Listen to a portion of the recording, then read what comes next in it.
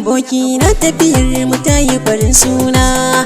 Da ni da aboki na tafiyar mu ta yi farin suna. Tun asali na je masa ne da albishirin aure. Muna azumin mu cikin nutsuwa kai namu yana tare. Ashe rabuwa tana a tsakanin silar matar aure. Kai kaga aboki ni na ce ka kyale batun mata. Mana mun ka riƙe yau ga rabuwa ta zo. Kalamai na ka kace ka riƙe yau na tafi sai ka zo. Idan dama na alkawari bakin ka ka fuffuzo. Waje ku zo na ba ni zama da ku yau ne rata. Kayo hakuri ka kyale batun nan karka ga laifina. Matar da kake so ita nake so ka ja abokina. Ni ba ni da laifi ka ja aboki ka yau abuwa gona.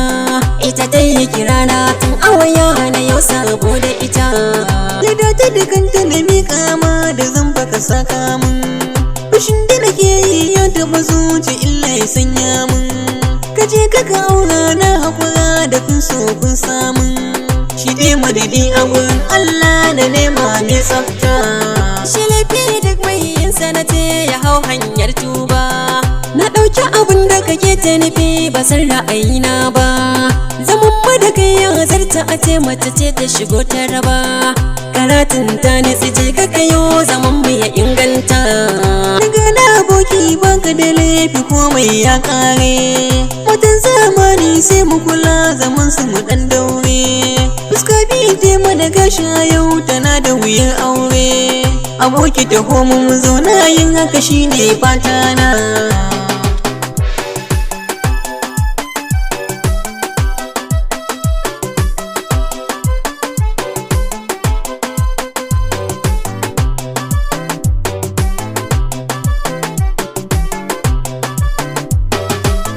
Da ni da aboki na tafiyar mu ta yi farin suna.